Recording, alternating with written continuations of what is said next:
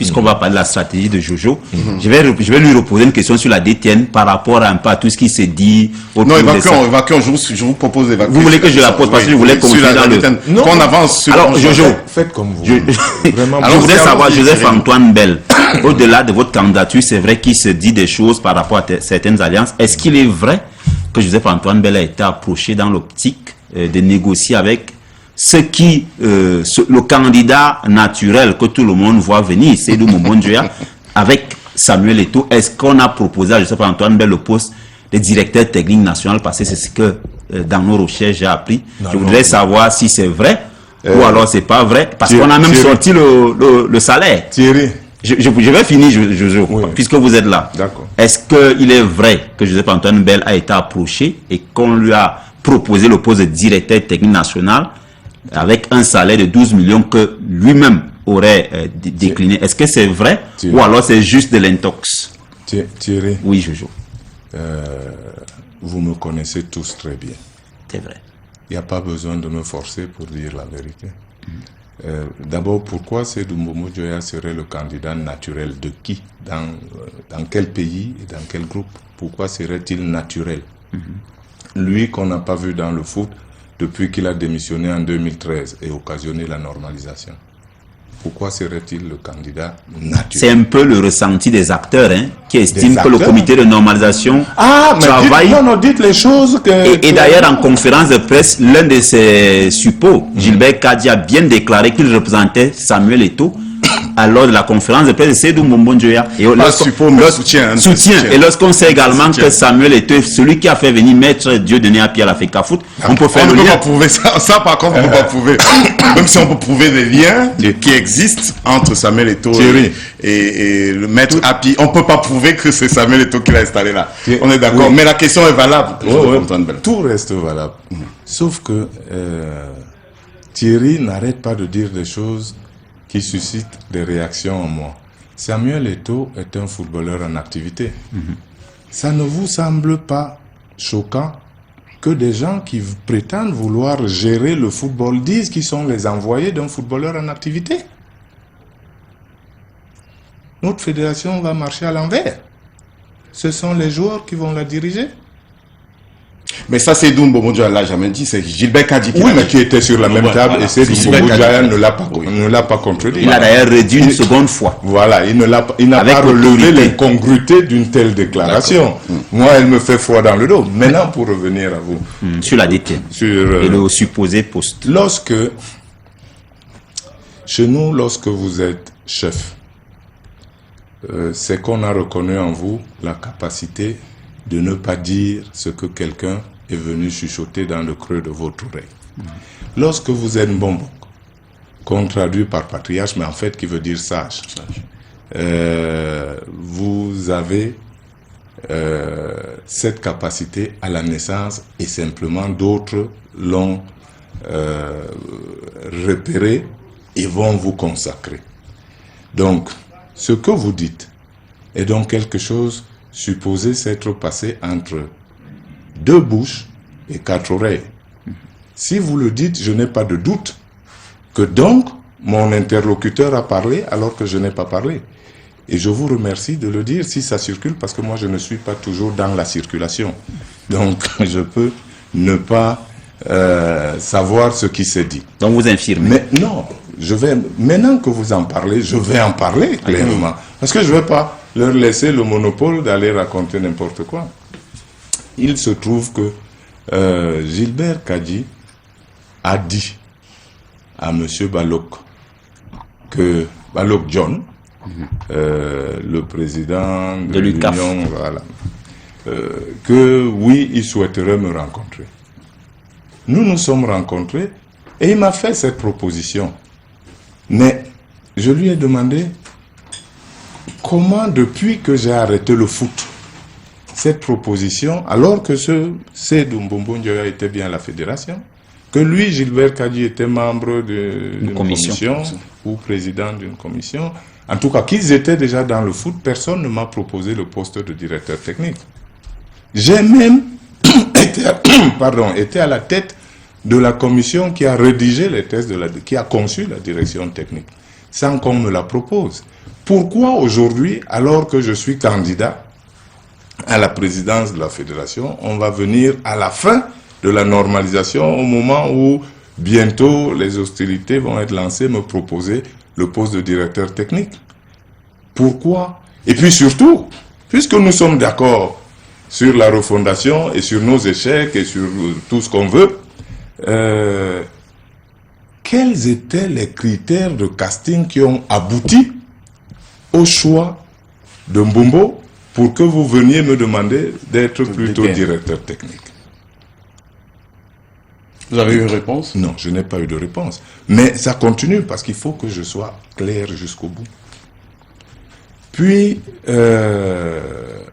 en attendant que je revienne le voir, il est sorti comme vous dites, dans la circulation, un jour une fuite qui disait que quelque part à Yaoundé, on a déposé un papier qui proposait Mbombo président, Kadji vice-président, voilà, vous l'avez lu, et à tout ça avec l'appui de Samuel Eto'o qui aurait promis $100 000 dans les 48 heures. Donc ça m'a fait un déclic, parce que oui, Gilbert Kadji m'a bien dit qu'il était avec Samuel Eto'o. Bon, donc quand ça s'est sorti, il faudrait rappeler que Samuel Eto'o est mon fils. Donc, je l'ai contacté pour lui dire, mais quelle est cette histoire? Le hasard a voulu, on est aux alentours du 15 novembre, le hasard a voulu qu'il était ici. Il était à Yaoundé. Il m'a dit, papa, on en parle. Puis, c'est avéré qu'on en parle, c'est pas au téléphone, il était sur place. Donc, on s'est bien vu. Et, il faut maintenant que je vous dise,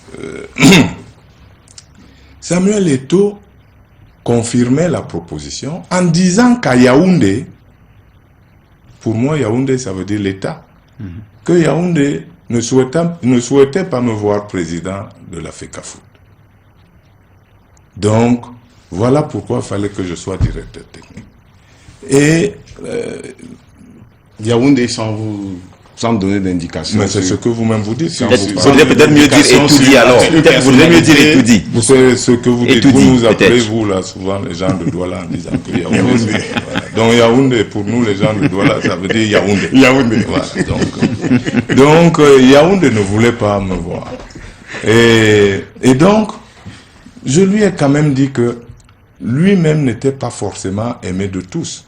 Et que je ne pouvais pas m'arrêter parce que quelqu'un à Yaoundé ne m'aimait pas. Et que le Yaoundé, entendu comme je l'entends là, a les moyens de faire savoir à qui que ce soit que aller à droite n'est pas bon pour le pays, puisque ce Yaoundé là doit agir dans l'intérêt du pays. Et moi, je ne peux pas refuser de me présenter à la présidence de la FECAFOOT dans l'intérêt d'un individu. Si quelqu'un me démontre que mon pays ne va pas y gagner, alors je serai d'accord. Très bien. Et il m'a dit que c'était si grave que même ma vie serait menacée. Sauf que c'est pas seulement le chef ou le Mbombo, mais quand je n'étais que footballeur, personne ne m'a connu trouillard. Donc c'est pas ça qui pouvait me faire reculer. Donc, mais comme auparavant, M. Balog m'avait dit que Gilbert Kadji s'est plaint en disant que oui, mais Jojo est compliqué. S'il dit oui, en 48 heures, il sera nommé. J'ai donc dit à Samuel que si Yaoundé ne veut pas me voir me présenter, Yaoundé a les moyens. Puisque Yaoundé peut me faire nommer, même à mon insu, et tout le monde verra que Bel a refusé ce qu'on lui a donné. Et si je suis nommé, cela voudra dire qu'effectivement, Samuel Eto'o n'a pas de stylo au Cameroun. Donc il ne peut rien signer. Sauf pour ceux qui ne voient pas. Mais Samuel Eto'o ne signe rien. Donc, si c'est vrai, le stylo de Yaoundé signera cette nomination qui m'indiquera que M. Bel n'allait pas là-bas. Voici où on veut vous voir. Donc vous avez attendu la nomination. Donc, j'ai dit, ok, allez-y. 2 jours, puis 3, puis 4. John Balok existe, il vit, demandez-lui. Je l'ai regardé en disant... Et moi, j'avais finalement dit oui, précisément parce que il y a ceux-là, comme les John Balok, croit en tout. Tout le monde buvait ces paroles-là. Et moi, je savais que c'était pas vrai. Si ça avait été vrai, on ne m'aurait pas demandé. Je suis membre du Comité Cannes. On ne m'a pas demandé. On m'a informé que le chef de l'État m'a choisi pour faire partie du Comité Cannes. Voilà. Donc voilà cette histoire-là. Donc c'est du bluff. Ce qui veut dire qu'à tous ceux à qui ce groupe-là dit Seydou Mbombo Njoya est le candidat de l'État du Cameroun, c'est faux. C'est le même bluff. Si vous vous laissez escroquer, peut-être que vous n'êtes pas à ce niveau, mais moi, dans ma vie, j'ai déjà reçu des tas de coups de fil venant de Yaoundé qui m'annoncent un coup Séraphin Magloire Fouda, un coup Ferdinand Ngongo, un coup on vous appelle de la... comment on appelle, de l'état-major particulier du chef de l'État. Si vous n'êtes pas futé, vous vous faites escroquer. Et si vous vous faites escroquer, vous ne pouvez pas le demander au chef de l'État, ni à Séraphin Magloire Fouda. Vous vous êtes laissé prendre, tant pis pour vous. Et là, c'est de l'escroquerie pure et simple. On a raconté ce genre de choses à beaucoup d'autres. C'est d'où est le candidat de l'État. Voilà, Jojo, l'État ne veut pas de toi. Et machin, l'État ne veut pas de moi. Je suis tchadien. Donc, alors, peut-être, avant de prendre une question d'Arthur Wandi, il faut peut-être indiquer, il y a une indication à faire. Nous avons souhaité une émission qui vous opposerait à d'autres candidats, notamment Seydou Mbombo Njoya, que j'ai eu au téléphone. Oui. Nous avons souhaité avoir ce format d'émission, mais il n'a pas souhaité participer à ce type d'émission parce qu'il estime que c'est le corps électoral qu'il faut convaincre, ou bien le collège électoral, environ 78 délégués. Oui, mais je vais vous dire quelque chose. C'est eux qui confinent le football à sa confidentialité actuelle. Il faut quand même savoir que nos stades sont vides. Je le répète, je sais qu'il y a des gens qui disent, mais pourquoi Belle parle? Mais alors, le football, c'est pour le peuple. C'est pour la population. Donc vous voulez en parler en comité restreint. Et puis quand vous voulez être président de la Fédération camerounaise de football, avec tout le sens de la dignité, de l'honneur des Camerounais, si vous n'êtes pas capable de débattre en public, comment vous ferez à la CAF? Comment vous ferez à la FIFA où on attend que le représentant camerounais prenne la parole devant tout le monde, fasse des propositions qu'il émerveille le monde par sa connaissance?